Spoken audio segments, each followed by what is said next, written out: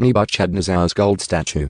King Nebuchadnezzar made a gold statue 90 feet tall and 9 feet wide and set it up on the plain of Dura in the province of Babylon. Then he sent messages to the high officers, officials, governors, advisors, treasurers, judges, magistrates, and all the provincial officials to come to the dedication of the statue he had set up. So all these officials came and stood before the statue King Nebuchadnezzar had set up. Then a herald shouted out, "People of all races and nations and languages, listen to the king's command. When you hear the sound of the horn, flute, zither, lyre, harp, pipes, and other musical instruments, bow to the ground to worship King Nebuchadnezzar's gold statue. Anyone who refuses to obey will immediately be thrown into a blazing furnace." So at the sound of the musical instruments, all the people, whatever their race or nation or language, bowed to the ground and worshipped the gold statue that King Nebuchadnezzar had set up. But some of the astrologers went to the king and informed on the Jews. They said to King Nebuchadnezzar, "Long live the king. You issued a decree requiring all the people to bow down and worship the gold statue when they hear the sound of the horn, flute, zither, lyre, harp, pipes, and other musical instruments. That decree also states that those who refuse to obey must be thrown into a blazing furnace. But there are some Jews, Shadrach, Meshach, and Abednego, whom you have put in charge of the province of Babylon. They pay no attention to you, your majesty. They refuse to serve your gods and do not worship the gold statue you have set up." Then Nebuchadnezzar flew into a rage and ordered that Shadrach, Meshach, and Abednego be brought before him. When they were brought in, Nebuchadnezzar said to them, "Is it true, Shadrach, Meshach, and Abednego, that you refuse to serve my gods or to worship the gold statue I have set up? I will give you one more chance to bow down and worship the statue I have made when you hear the sound of the musical instruments. But if you refuse, you will be thrown immediately into the blazing furnace. And then what God will be able to rescue you from my power?"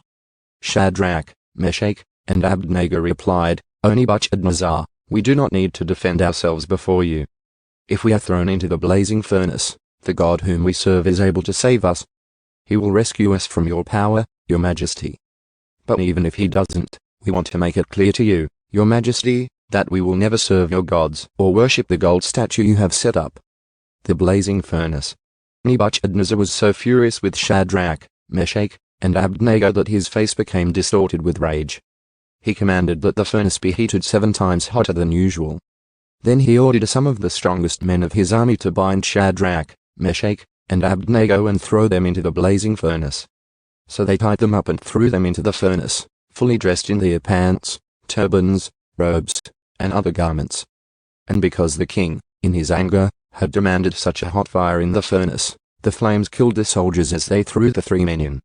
So Shadrach, Meshach, and Abednego, securely tied, fell into the roaring flames.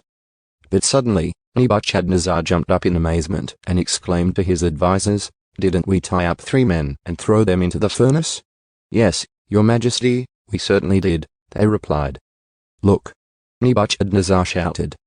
"I see 4 men, unbound, walking around in the fire unharmed. And the 4th looks like a god." Then Nebuchadnezzar came as close as he could to the door of the flaming furnace and shouted, "Shadrach, Meshach, and Abednego, servants of the Most High God, come out. Come here." So Shadrach, Meshach, and Abednego stepped out of the fire.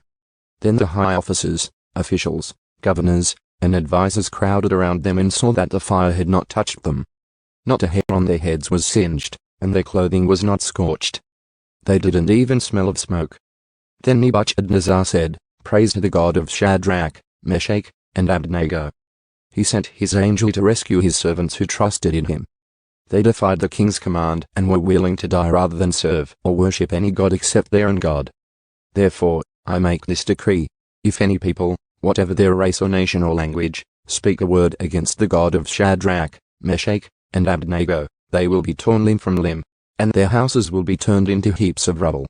There is no other God who can rescue like this."